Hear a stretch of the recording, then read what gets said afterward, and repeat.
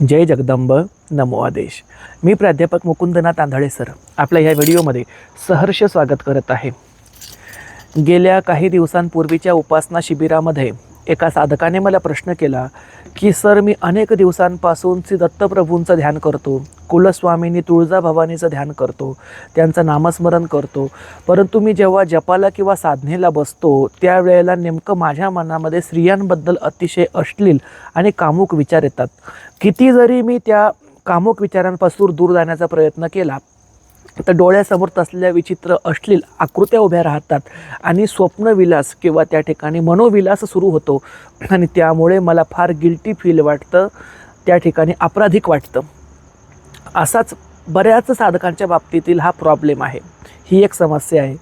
एव्हाना ध्यान आणि जप करताना तर अश्लील विचार मनामध्ये येतातच येतात, पण कित्येक जण असे आहेत की ज्यांना देवाची पूजा करताना प्रत्यक्ष देवाबद्दल सुद्धा घाणेरडे विचार मनामध्ये येतात.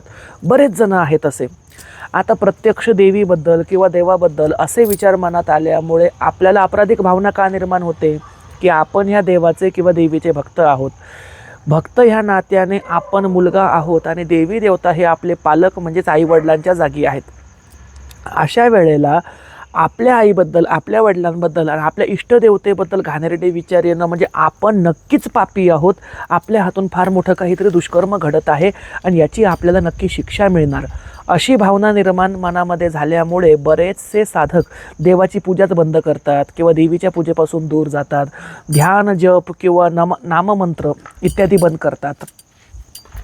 असं नेमकं का होतं आणि यावरती काही उपाय करता येईल का, हे आज आपण बघणार आहोत.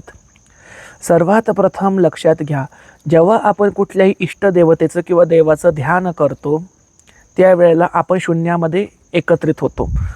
आपलं मन शून्यावरती स्थिरावलं जातं. मन शून्यावरती स्थिरावलं की हळूहळू आपण सगुणाकडून निर्गुणाकडे जायला लागतो. मी अतिशय सोप्या भाषेमध्ये समजावून सांगण्याचा प्रयत्न करतोय जेणेकरून सर्वसामान्यांना समजेल. जसेच आपण ज्या वेळेला नामजप करतो, देवी देवतांच्या विशिष्ट मंत्रांच्या माळा करतो, स्तोत्र करतो, कवच करतो, अष्टक करतो किंवा माळ घेऊन देवाचा जप करायला बसतो किंवा त्या श्वासावरती नियंत्रण मिळवून देवाचा नामजप वगैरे सुरू करतो, त्यावेळेला आपली गतजन्मीची जी काही पापकर्मे आहेत तिचा क्षय होतो. गतजन्मीच्या पापांचा क्षय होत असताना ह्या पापांच्या राशीच्या राशी दग्ध होतात किंवा त्या जळून खाक होतात, असं सुद्धा नाममंत्राच्या महिमेमध्ये संतांनी आपल्याला सांगितलेलं आहे. साहजिकच जर आपण एखादी गोष्ट नष्ट करायला लागलो तर ती नष्ट होणारी गोष्टसुद्धा किंवा शक्तीसुद्धा तेवढ्याच प्रभावीपणे आपला विरोध करेल. आपण एखाद्यावरती तुटून पडलो तर समोरचा शत्रूही त्याच्या ताकदीप्रमाणे आपल्याला प्रत्युत्तर देईल. त्याच पद्धतीनुसार काम, क्रोध, लोभ, मद, मोह आणि मत्सर हे षडरिपू आणि या षडरिपूपासून निर्माण झालेली पापकर्मे ही जेव्हा दग्ध व्हायला लागतात तेव्हा ती दग्ध होण्याचं कारण शोधतात. कोण? ही षडरिपू आणि त्यामागची पापकर्मे. मग त्यांना कारण कळतं की समोरचा साधक विशिष्ट देवीची पूजा करतो, विशिष्ट देवाची पूजा करतो, विशिष्ट देवाला आपला वडील मानतो, विशिष्ट देवीला आपली आई मानतो किंवा सद्गुरूंनाच आपलं त्रैलोक्य स्वामी मानतो. मग या सद्गुरूच्या नामस्मरणामुळे, देवीच्या नामस्मरणामुळे, देवाच्या नामस्मरणामुळे जर षडरिपू नष्ट होत असतील, पापकर्म नष्ट होत असतील, गतजन्मीचं आपलं पुण्य वाढत असेल आणि पाप त्या ठिकाणी न्यूट्रल होत असेल, तर मग हे पाप साहजिकच आपल्याला त्या देवीच्या, देवतेच्या, इष्टस्थानाच्या किंवा सद्गुरूपासून तोडण्याचा प्रयत्न करतं. कसं तोडणार? त्यावरती प्रभावी उपाय म्हणजे एक प्रकारची अभक्ती नावाची कृत्या निर्माण करून ती आपल्या मनामध्ये सोडली जाते.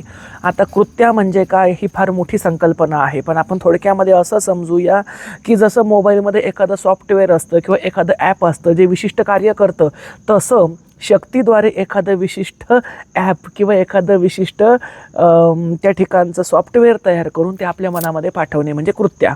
आता ही जी कृत्या असते, ही कृत्या त्या ठिकाणी आपल्या मनाचा वलय घडवून आणते. मनोवलय घडल्यामुळे आपलं मन धार्मिकतेपासून अधर्माकडे झुकायला लागतं, भक्तीकडून अभक्तीकडे झुकायला लागतं आणि मग अशा वेळेला देवाबद्दल, जगात देवच अस्तित्वात नाही हेही विचार येतात आणि त्यापेक्षा जास्त म्हणजे अश्लील कामवासनेचे किंवा संभोगाचे विचार आपल्या मनात येतात, तशी दृश्य आपल्या मनात येतात. आपल्या डोळ्यासमोर ती उभी राहतात आणि त्यामुळे मग आपल्याला अतिशय जास्त गिल्टी फील वाटतं. म्हणजेच काय, पापकर्म त्याचं काम करतं आहे आपल्याला पुण्यापासून तोडण्याचं. मग आपण काय केलं पाहिजे, तर आपण ज्या देवाची आपण नामस्मरण, साधना, जप, तप, अष्टक, स्तोत्रपाठ, कवचपाठ जे काही करत असू, त्या देवतेलाच हात जोडून प्रार्थना करावी. जर तुम्ही प्रभू विष्णूची प्रार्थना करत असाल आणि तेव्हा तुमच्या मनामध्ये असले विचार येत आहेत, तर प्रभू विष्णूला प्रार्थना करा. शंकराबतची प्रार्थना करताना येतं आहे, शंकराला प्रार्थना करा. देवीच्या प्रार्थनेमध्ये वाईट विचार मनात येत आहे, तर देवीला प्रार्थना करा की हे प्रभू शंभो, हे प्रभू विष्णू, हे आई जगदंबे, तुम्ही जे कोणी असाल ते माझे आई आहात, वडील आहात. आणि तुमच्या साधनेच्या दरम्यान काम, क्रोध, लोभ, मद, मोह, मत्सर ह्या षडरिपूपासून निर्माण झालेली अभक्ती नावाची ही कृत्या मला तुझ्या भक्तीपासून परावृत्त करण्याचा प्रयत्न करत आहे. एवढं शुद्ध पांडिती भाषेमध्ये नाही बोलायला जमलं तर सरळ सांगा, हे जगदंबे किंवा हे देवादिदेवा, माझ्या मनामध्ये घाणेरडे विचार येत आहे आणि हे विचार माझं पाप घडवून आणतं आहे आणि ह्या पापाचा तू वध केला पाहिजे. शंकर असेल, शंकराला सांगा, हे शंकरा, जसा तू त्रिपुरासुराचा वध केला तसा माझ्या ह्या कामवासनेचा वध कर. जसं तू त्या ठिकाणी मदनाला जाळलंस, कामदेवाला जाळलंस, तसं ह्या मग कामवासनेला जाळून टाक. जगदंबेची प्रार्थना करत असाल तर जगदंबेला सांगा, आई, जसा तू महिषासुराचा वध केला, कोल्हासुराचा वध केला, कुकुरासुराचा वध केला, कार्तवीर्याचं हनन केलं, तसं माझ्या ह्या कामवासनेचं हनन कर. आणि आई, जसं तू महिषासुराला धारातीर्थी पाडलं, तसं ह्या माझ्या कामवासनेला धारातीर्थी पाडून त्याच्या छातीवर पाय देऊन तू उभी राहा आणि मला तुझ्या भक्तिमार्गामध्ये पुढे येऊ दे. अशी प्रार्थना त्या ठिकाणी आपण करावी. आता अशी प्रार्थना केल्यावरती लगेच ती कामवासना मनातून जाईल का, तर अजिबात नाही. अशी प्रार्थना केल्यावर ते पाप दुप्पट वेगाने कामवासना मनामध्ये पाठवेल. अशा वेळेला मी तुम्हाला एक मंत्र साधना शिकवतो. तुम्ही मंत्र जप करताना, स्तोत्र मंत्र किंवा एखादं पुस्तक धार्मिक वाचताना, ध्यान करण्याच्या आधी 108 वेळेला रुद्राक्षाच्या माळेवर किंवा तुळशीच्या माळेवर किंवा स्फटिकाच्या माळेवरती किंवा लाल चंदनाच्या माळेवरती 108 वेळेला मी जो मंत्र शिकवत आहे त्या मंत्राचा जाप करावा. अनुभवसिद्ध मंत्र आहे, मी स्वतः वापरलेला आहे. अर्थातच माझ्या मनामध्ये केव्हाही जप किंवा पूजा करताना कामवासनेचे विचार आले नाही, पण माझ्या मनामध्ये कोणाशी तरी मी वाईट बोललेलो, कोणीतरी मला वाईट बोललेलं किंवा काहीतरी जुने वाद झालेले असं सर्व आठवायचं किंवा लहानपणी जे काही दुःख भोगलं आहे ते आठवायचं. पण शेवटी बघा, दुःख आठवू द्या, कोणासोबतचे वाद आठवू द्या, कोणाचे कटुवचन म्हणजे भाषण आठवू द्या आणि कामवासनेचे विचार असू द्या, सर्व एकाच माळेचे मनी.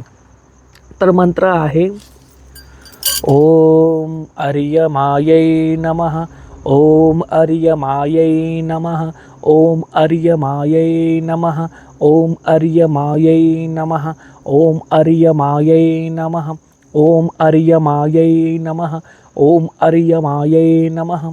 या मंत्राचा तुम्ही 108 वेळेला त्या ठिकाणी जाप करावा. आणि आर्यमा नावाच्या देवतेला, आता आर्यमा नावाची देवता काय हे तुम्ही गुगलवरतीही सर्च करू शकता, पुस्तकांमध्ये हे तुम्हाला सापडेल. थोडक्यामध्ये एका प्रकारच्या पितरांना सद्गती देणारी ती एक विशिष्ट देवता आहे. ती वरिष्ठ देवतांमध्येच येते. आर्यमा ह्या देवतेला प्रार्थना करावी की हे आर्यमा देवता, माझ्या मनामध्ये काम वासनेचे विचार येऊ देऊ नकोस. मी तुम्हाला खात्रीशीर सांगतो, गॅरंटेड सांगतो, तो संपूर्ण जप होईपर्यंत, साधना होईपर्यंत, पोथी वाचेपर्यंत तुमच्या मनामध्ये कामवासनेचे कामुक किंवा अश्लील विचार येणार नाहीत. आणि जरी थोड्याफार प्रमाणात ते यायला लागले तरी पूर्वी ज्या प्रमाणामध्ये तुम्ही कामवासनेने पीडित होत होतात तर तेवढी पीडा न होता अगदी त्याच्या 10% कमी तुम्हाला ती जाणवेल. अशा पद्धतीनुसार हे अतिशय अनुभवसिद्ध असं तोडगं आहे. मुळामध्ये बघा, मी एकच सांगेल, हे तर मी तोडगं दिलं आहे, मंत्र दिला आहे, परंतु पुन्हा मी तेच सांगेल, विचारांचं काम आहे मनामध्ये येणं, षडरिपूंचं काम आहे आपल्याला मोहमायेमध्ये गुंतवणं आणि आपल्या पापाचं काम आहे पुण्यापासून तोडणं. ते त्याचं काम किती चोखपणे करतं आहे, आपल्याला अधोगतीला नेऊन आपण आपलं काम चोख करावं, सन्मार्गावरती राहून आणि आपल्या साधना मार्गावरती कायम टिकून. आजचा व्हिडिओ नक्कीच साधकांना उपयोगी पडेल अशी आशा व्यक्त करतो. अशाच निरनिराळ्या माहितींसाठी, रोचक ज्ञानासाठी, गुप्त मंत्रांसाठी कुठल्या आपल्या जगदंबा देवी संस्थान देऊळगाव राजा ह्या यूट्यूब चॅनलला सबस्क्राईब करायचं आहे. त्याबरोबरच आपलं दुसरं यूट्यूब चॅनल आहे ज्याचं नाव आहे प्राध्यापक मुकुंदनाथ सर ऑफिशियल. या चॅनलला सुद्धा सबस्क्राईब करा. त्याच्यावरही आपण चांगले कंटेंट घेऊन येत असतो. या दोनही चॅनलला भरभरून सपोर्ट आणि प्रेम असू द्या. भेटूया पुढच्या व्हिडिओमध्ये. तोपर्यंत सर्वांचं कल्याण असो. जय जगदंब अलख निरंजन आदेश.